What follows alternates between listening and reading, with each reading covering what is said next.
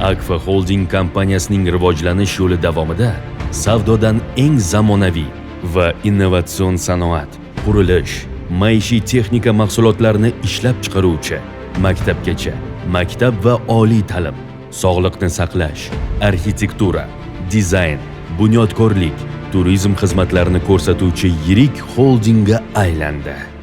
Bugun Akfa mahalliy bozordagi mustahkam o'rnini saqlagan holda yaqin qo'shnilar Qozog'iston, Qirg'iziston, Tojikiston, Afg'onistondagi hamkorlar ishonchini qozongan Osiyo, Yaqin Sharq, Yevropa va Amerika bozorida ham o'zining o'rni, nufuzini oshirib, xaridorlarini kengaytirib bormoqda. Bugun Akfa Holding asoschisi Jahongir Ortiqxo'jayevning ilg'or tashabbuslari, muvaffaqiyatli loyihalari o'zini har jihatdan oqlab, tadbirkor va uning jamoasining katta mehnatini yuzaga chiqarmoqda. Jahongir Ortiqxo'jayev O'zbekiston Respublikasi Prezidenti raisligida tadbirkorlar bilan o'tkazilgan uchrashuvlar, mamlakatimizda tashkil etilayotgan yirik biznes forumlari qatori dunyoning rivojlangan mamlakatlarida o'tkazilayotgan nufuzli tadbirlarda ham ishtirok etib, Akfani yanada tanitmoqda, tajriba va malaka orttirmoqda.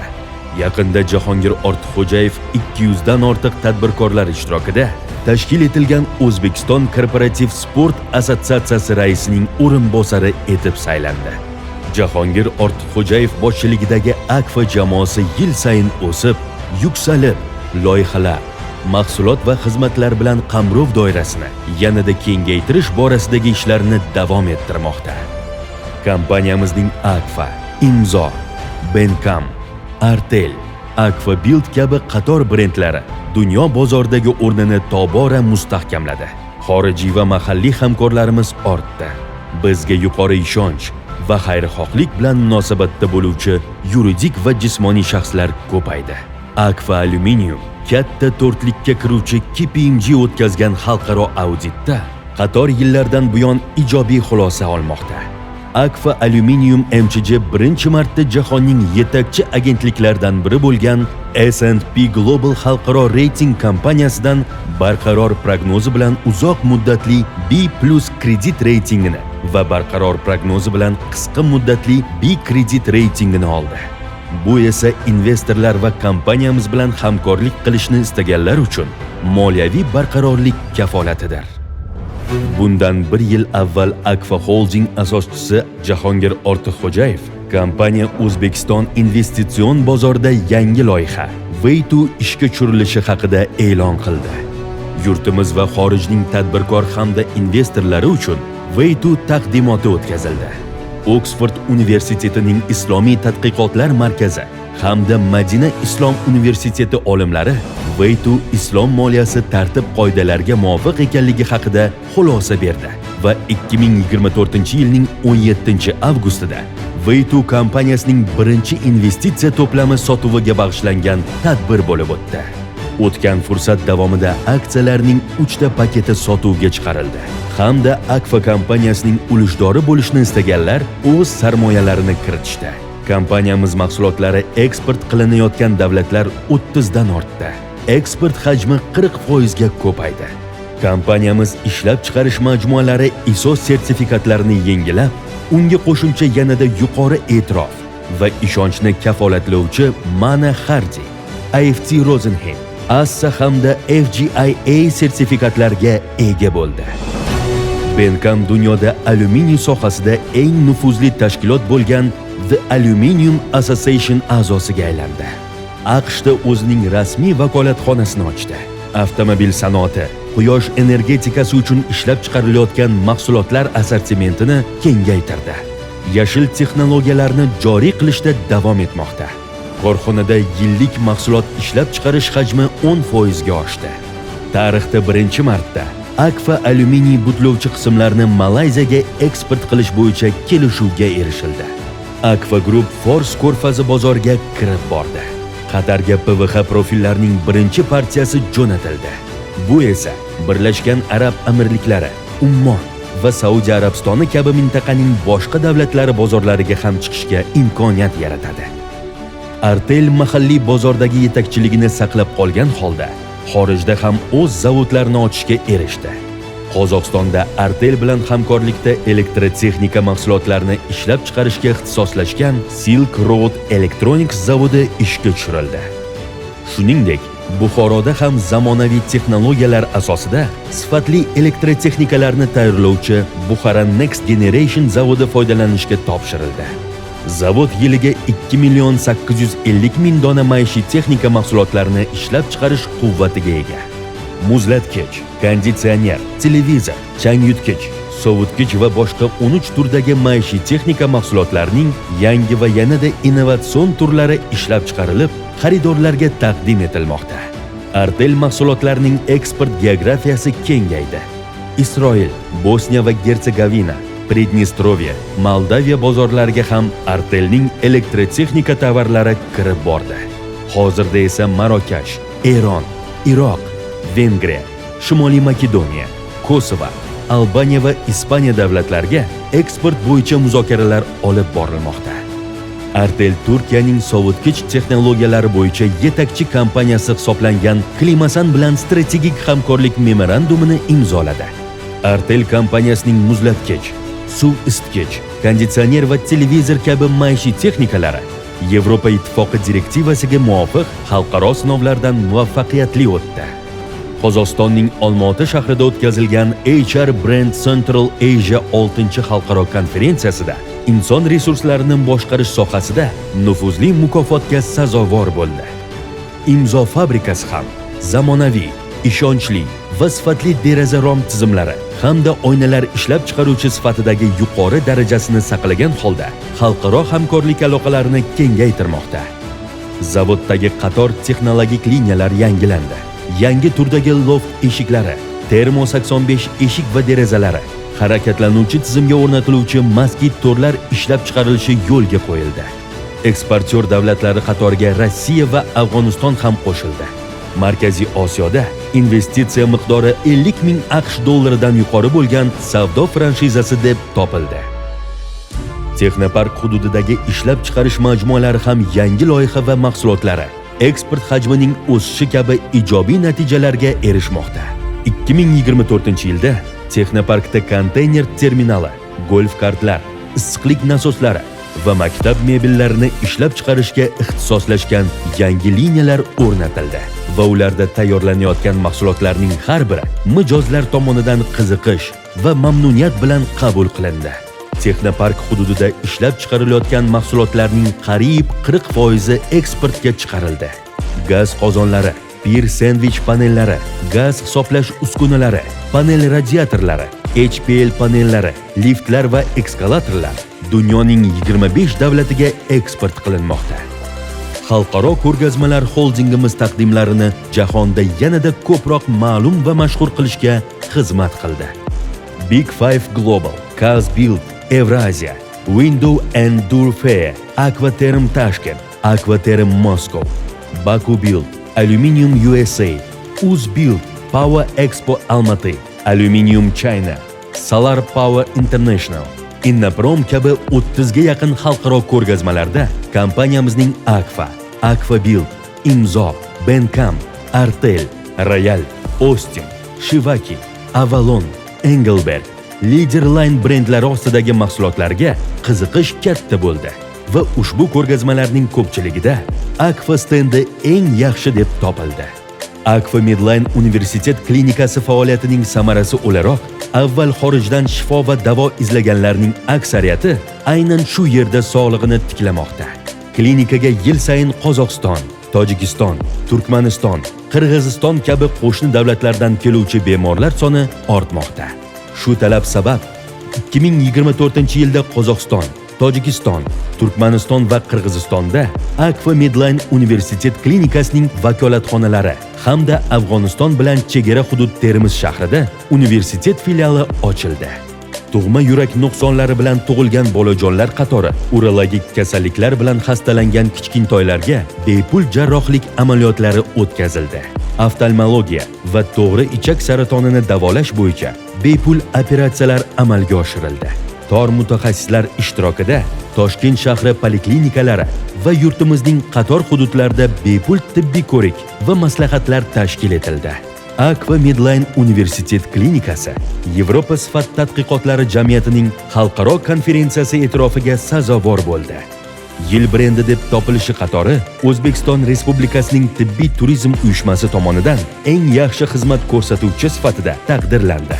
Klinika rahbari esa Yevropa urologlari assotsiatsiyasining ekspertlari qatoridan o'rin oldi. Akfa Medline universitet klinikasi Amerika yurak assotsiatsiyasining O'rta Osiyodagi trening markaziga aylandi. Akfa Medline universitet klinikasi bugungi kunda Anadolu sog'liq markazi, American Hospital Tbilisi, Seoul National University Hospital, Chonnam National University Hospital, Turkiyaning Medipol va Germaniyaning qator klinikalari bilan hamkorlikda ishlamoqda. 2024-yilda Central Asian University ilk qaldirg'ochlarini chiqardi.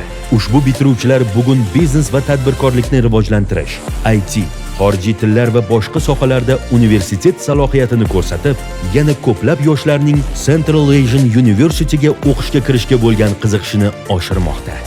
2024-yilning dekabr va 2025-yilning yanvar oylarida Akfa Holding asoschisi Jahongir Ortiqxo'jayev boshchiligidagi kompaniya delegatsiyasi AQShning qator nufuzli klinikalari hamda reytingi eng yuqori shifoxonalarida bo'lib, o'zaro hamkorlik masalalarini muhokama qildi. Universitetda yaqin 2 yilda dunyoning nufuzli 10 dan ortiq oliy ta'lim dargohlari bilan kelishuv memorandumlar imzolanib, qo'shma dasturlar yo'lga qo'yildi.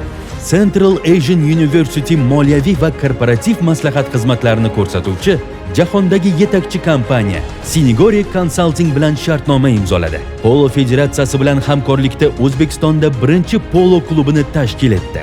Central Asian University AQShlarning xalqaro stomatologik tadqiqotlar assotsiatsiyasi IADR ga a'zo bo'ldi. Xalqaro reyting agentligi Q Simons bilan hamkorlik o'rnatdi.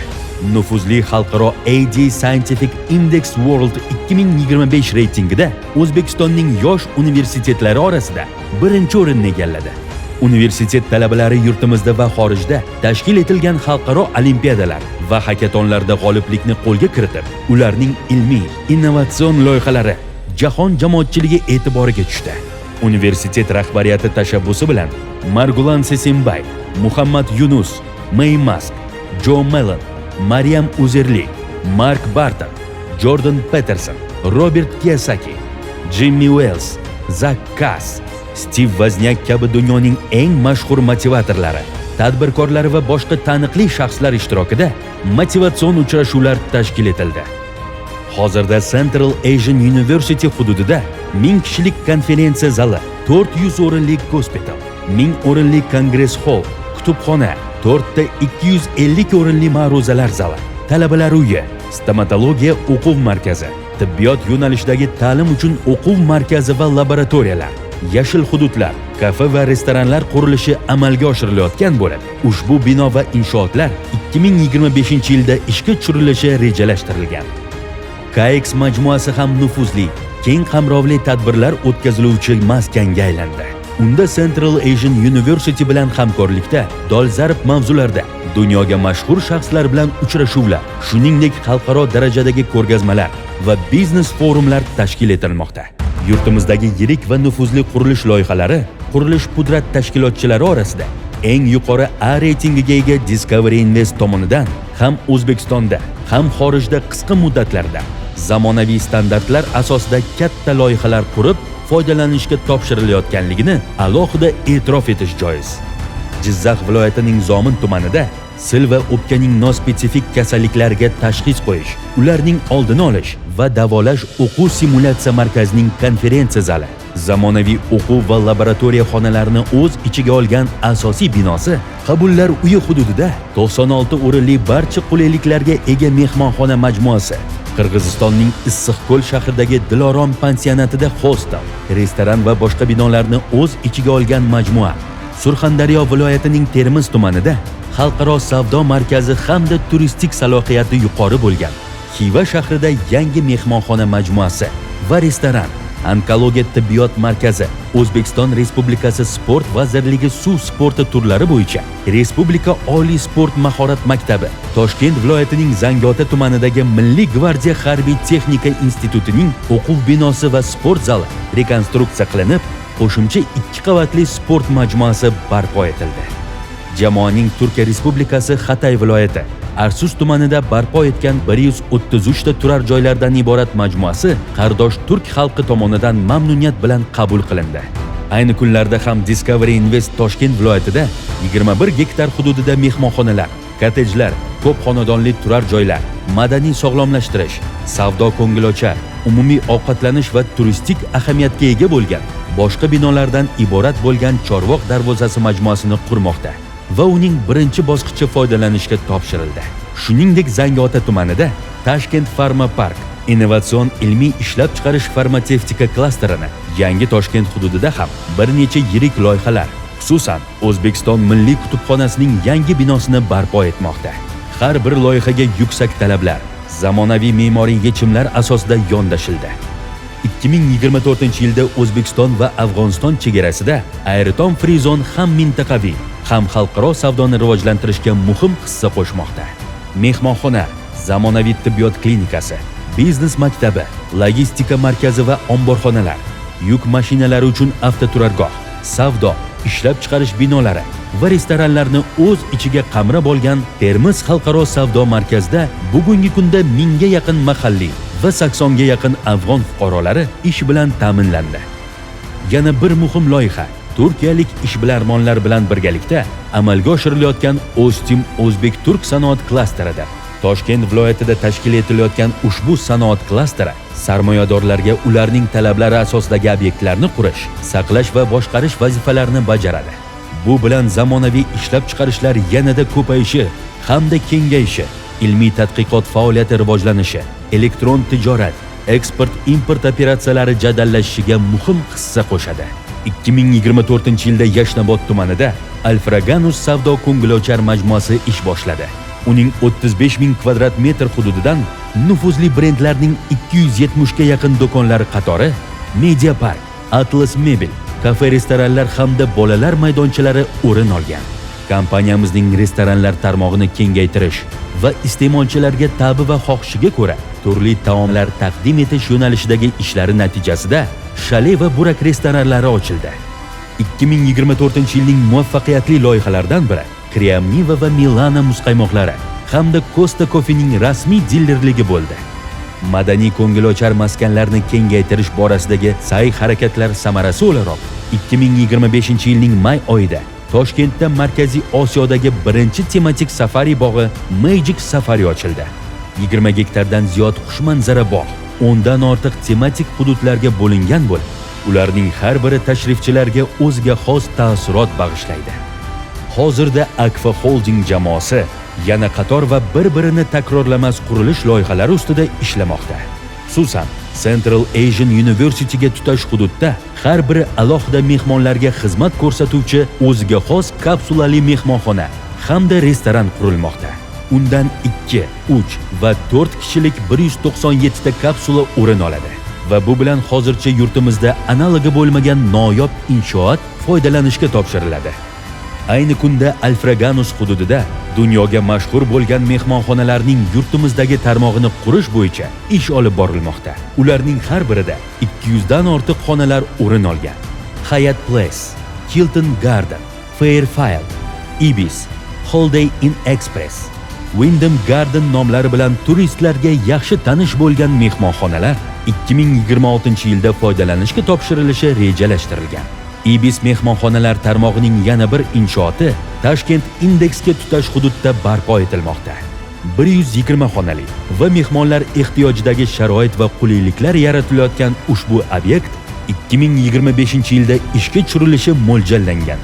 Shuningdek, 2025-yilda Sergeli tumanida ham 500 dan ortiq xonadonga ega bo'lgan ijtimoiy uylar qurib bitkaziladi. Holding miqyosida o'tkaziluvchi turli tadbirlar, xodimlarning bilim va malakasini oshirishga qaratilgan team buildinglar, futbol va voleybol musobaqalari, quvnoqlar va zukkonlar bellashuvlarining barchasi yuqori tayyorgarlik bilan ko'tarinki ruh va kayfiyatda o'tkazilmoqda. jamoani yanada birlashtirish, jipslashtirish hamda yangi va yuqori marralarga erishishga ruhlantirmoqda. Akfa Holding yurtimizda o'tkazilayotgan katta ijtimoiy loyihalarda ham doimo faol. Kompaniya jamoasi Yashil Toshkent loyihasi doirasida Uchtepa va Yangihayot tumanlaridagi ko'p qavatli uylar oralig'idagi maydonlarni ko'kalamzorlashtirib, o'simliklarni parvarish uchun sug'orish tizimlarini ham tashkil etdi.